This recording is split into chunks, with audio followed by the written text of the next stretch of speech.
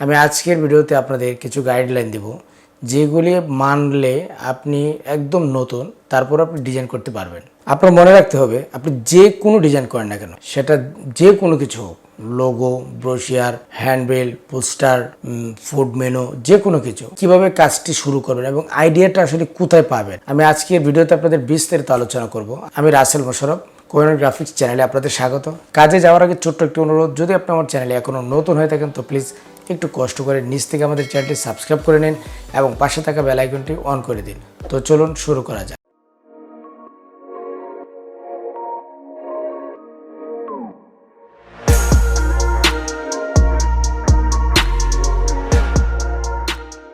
আপনি যে কোনো কাজ করেন, আপনার মাথায় একটি বিষয় রাখতে হবে, আপনার যেই সাবজেক্টের উপরে কাজ, ধরেন একটি মোবাইলের দোকানের একটি কাজ, ঠিক আছে, এবং সেটি হচ্ছে একটি হ্যান্ডবিল বা ধরেন একটি পোস্টার বা ধরেন একটি মোবাইলের বক্স, কোনো অসুবিধা নেই। প্রথম আপনাকে বের করতে হবে কাজের সাইজ, তারপর ক্লায়েন্টকে জিজ্ঞেস করতে হবে যে এই কাজটি কত কালারের, মানে কাজটি কি 4 কালারের নাকি 1 কালারের নাকি 2 কালারের, এই বিষয়গুলো আপনাকে জানতে হবে। যারা ফ্রিল্যান্সিং করেন বা যারা বিভিন্ন ওয়েবসাইট ডিজাইন করেন, এখানে বেশিরভাগ ক্ষেত্রেই 4 কালার ডিজাইন হয় এবং 8GB মোডে কাজ করতে হয়। ওকে, তো আপনি যদি একদম নতুন হয়ে থাকেন, প্রফেশনাল গ্রাফিক্স ডিজাইনার হতে চান, তাহলে আপনাকে শুধু সোশ্যাল মিডিয়া পোস্ট এবং ফ্রিল্যান্সিংয়ের জন্য কাজ জানলেই হবে না, আপনাকে ওভারঅল ওয়াল সাইট সম্পর্কে আপনাকে জানতে হবে যে আসলে আমাদের দেশে প্রিন্টিং লাইনে কাজ করতে গেলে কি ধরনের বা কি সাইজের কিভাবে কাজ করতে হয় সেগুলো আপনাকে জানতে হবে। ওকে, তো প্রথম হচ্ছে কাজের সাইজ, তারপর হচ্ছে কাজের কালার, ঠিক আছে, তারপর হচ্ছে আপনার কাজটি দেখবেন যে এখানে কি কি কন্টেন্ট রয়েছে, সেই কন্টেন্টের উপরে নির্ভর করে আপনার সৃজনশীলতাটাকে প্রকাশিত করবেন আপনার একটি ডিজাইনের মাধ্যমে।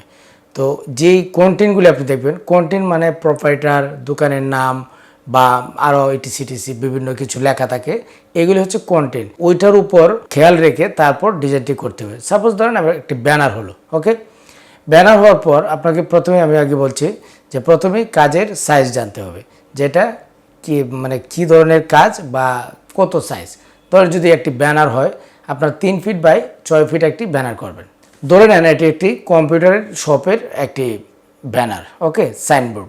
তো সাইনবোর্ডে যদি আপনি কিছু ছবি ইউজ করতে চান, সেক্ষেত্রে আপনার এক সাইড দিয়ে বা যে কোনো একটা সিস্টেমে আপনার কিছু ছবি এখানে দিতে হবে। বা যদি মোবাইলের শপের হয় তাহলে সেখানে মানে ছবিগুলি আপনি কিভাবে সেট করবেন ওইটা আপনার মানে মাথায় একটা ম্যাপ করতে হবে।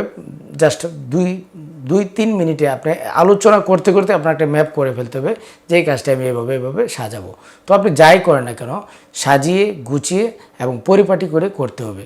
এখন দেখা গেছে যে আপনি একটু কাজ করলেন, একটু একটি রেক্ট্যাঙ্গেল শেপ নিলেন, এটা একটু ওইদিকে বেরিয়ে রইল, তো আপনি যখন এটা সিলেক্ট করবেন তখন কিন্তু কাজের সাইজ একটু বড় দেখাবে। ওকে, তো আপনি মানে কাজ যাই করেন এটা যাতে নিখুঁত হয় এবং যে কোনো কাজ করেন না কেন সাইড দিয়ে আপনার একটু স্পেস রাখতে হবে, মানে মার্জিন রাখতে হবে। এটা ডিজাইন দিয়ে মানে ফিল আপ হয়ে যাবে, কিন্তু কাজের মার্জিনটা আপনাকে রাখতে হবে। ওকে, তারপর আপনার মাথায় রাখতে হবে এখানে দোকানের যে নাম মানে প্রতিষ্ঠানের যে নাম, সেই নামটি হাইলাইটস হবে। যদি ব্যক্তির নাম হয়, একটি ব্যক্তি বিশেষে হয়, তাহলে সেক্ষেত্রে ব্যক্তির নামটা হাইলাইট হবে, এটা আপনার মাথায় রাখতে হবে। বা হাইলাইট বলতে এত বড় না, এটা ডিজাইনের সাথে ক্যাটাগরি মিলিয়ে আপনি যত ক্রিয়েটিভিটি আপনি দেখাতে পারেন। ওকে, কীভাবে কাজ করবেন এটা ডিসাইড করতে হবে আপনাকে।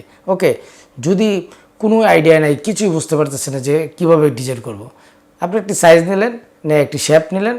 সাপোজ ধরেন একটি রেক্ট্যাঙ্গেল এলপাস টুলস থেকে একটি শেপ নিলেন, নিয়ে একটি রাউন্ড দিয়ে আপনি একটি দাঁড় করলেই দেখবেন যে বের হয়ে গেছে।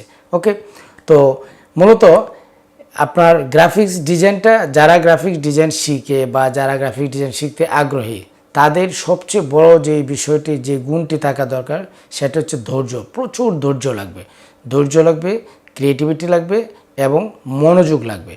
যদি এই 3টি জিনিস থাকে আপনার মাঝে এবং আপনি যদি প্রচুর পরিমাণ প্র্যাকটিস করেন, শুধু 6 মাসের একটি কোর্স, বেসিক কোর্স করলেই কিন্তু হবে না, আপনাকে এখানে প্রচুর পরিমাণ প্র্যাকটিস করতে হবে। অনেকের দেখা গেছে যে 6 মাসের জায়গায় 1 বছর সময় লেগে যায়। এটা হচ্ছে যার যে মেধার উপর, সবার মেধা তো আসলে মেধা সবাই সমানভাবে কাজে লাগাতে পারে না। যেমন ধরেন আমি কিন্তু ওই রকমভাবে কাজে লাগাতে পারছি না, আমি জানি না কতটুকু আপনাদেরকে আমি দিতে পারছি বা আমি কতটুকু আপনাদেরকে মানে শেখাতে পারছি সেটা আমি বলতে পারবো না, সেটা আপনারা বলতে পারবেন। কিন্তু আমি চেষ্টা করে যাচ্ছি যে আমি ভালো কিছু আপনাদেরকে উপহার দিব, আরও ভালো কিছু উপহার দেবো। তারপর অনেক ক্ষেত্রে দেখা গেছে অনেকে কাজ করে, ধরেন একটি টাইপ করবে, বাম দিকে বা ডান দিকে দেখা গেছে একটু স্পেস বেশি অতিরিক্ত রয়ে গেছে, একটি পেন টুলে একটি ক্লিক করলো, সেখানে একটা ফুটার মতো রয়ে গেল, এটা কিন্তু তার চোখে পড়ছে না। এই যে একটা এলোমেলো এইভাবে মানে গেঞ্জি করে কাজ করা যাবে না।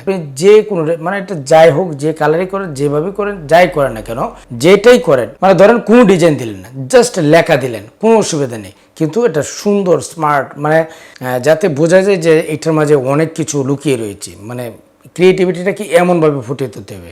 গ্রাফিক্স ডিজাইনের মূল মানে বিষয়টা হচ্ছে এখানে। এবং এখানে আপনার মাথায় একটি জিনিস রাখতে হবে যে আপনি যখন একটি কাজ আসবে, ক্লায়েন্ট একটি কাজ নিয়ে আসলো যে ভাইয়া আমাকে একটি বিজনেস কার্ড করে দেন, তখন আপনাকে জিজ্ঞেস করতে হবে সেটা কি ব্যাক টু ব্যাক করবেন নাকি ওয়ান সাইড করবেন। ওকে, তো যদি বলে ব্যাক টু ব্যাক, তাহলে আপনার ওইভাবে আপনার কাজটা শুরু করতে হবে।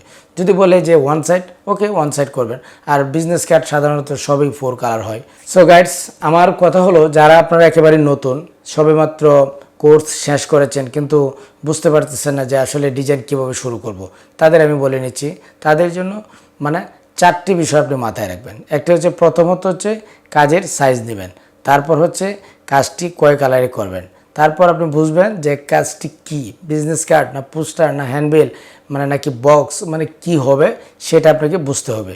ওকে, তারপর বা এটা কি সোশ্যাল মিডিয়া পোস্টের জন্য হবে নাকি আপনার ফ্রিল্যান্সিংয়ের জন্য আপনি কোনো ওয়েবসাইটে আপনি জমা দিবেন, এটা আপনাকে বুঝতে হবে। বুঝে তারপর মানে কাজটি শুরু করতে হবে। এবং এখানে আপনি যদি 2টি কালার চুজ করেন, ধরেন নীল এবং কালো, ওকে, নীল কালোর সমন্বয়ে বা এখানে আরও অন্য একটি কালার নিতে পারেন, করবেন। তারপর যদি মনে করেন যে আপনি এখানে লাল কালো, তাহলে লাল কালো সাদা সাথে রইলো, এভাবে করতে হবে। যদি এখানে ইউলো নেন, মানে যদি একটি লাইট কালার থাকে একটি ডিপ কালার থাকবে, একটি লাইট কালার একটি ডিপ কালার, এবং সেটা যে কোনো কালারের হতে পারে, এটা 8 GB হোক বা CMYK হোক। যে বা আপনি যখন নতুন থাকবেন তখন কিন্তু আপনি বললেই কিন্তু ডিজাইনটা চলে আসবে না, এইগুলি হচ্ছে ফাও কথা। আপনাকে যদি একান্তই মানে গ্রাফিক্স ডিজাইন নিয়ে আপনি কাজ করতে চান, তাহলে আমি যেটা বলি, আমি বলবো আপনার এখানে প্রচুর পরিমাণ মনোযোগ লাগবে, প্রচুর পরিমাণ ধৈর্য লাগবে এবং প্রচুর পরিমাণে প্র্যাকটিস করতে হবে। যত বেশি প্র্যাকটিস করবেন, এখন আপনি বলতে পারেন আমি কি দিয়ে প্র্যাকটিস করব, আমার তো কোনো আইডিয়াই আসছে না মাথা থেকে, আমি কি ডিজাইনটা করব বা কিভাবে কি করব। ওকে ফাইন, সমস্যা নেই। ধরেন আমার চ্যানেলে অনেকগুলি ডিজাইন আছে, আপনারা এখান থেকে ওই ডিজাইনটা দেখে তারপর আপনারা কাজ করতে পারেন সেম, যে আমি এটা সেম করব। এটা যখন আপনি সেম করতে যাবেন তখনই আপনার মাথা থেকে মনে করেন যে আপনি তো এটা নিয়ে চিন্তা করবেন, ভাববেন, তখন দেখবেন যে অটোমেটিকলি মানে কাজ করতে করতেই চলে আসছে। আমারটা নিলেন না, অন্য একটা পেপার থেকে নিলেন, একটা ম্যাগাজিন থেকে নিলেন, বা একটি গুগল থেকে একটি ডাউনলোড করে নিলেন একটি ডিজাইন, যে কোনো ডিজাইন হোক, যে আপনার চেষ্টা থাকতে হবে যে আমি এটা সেম করব।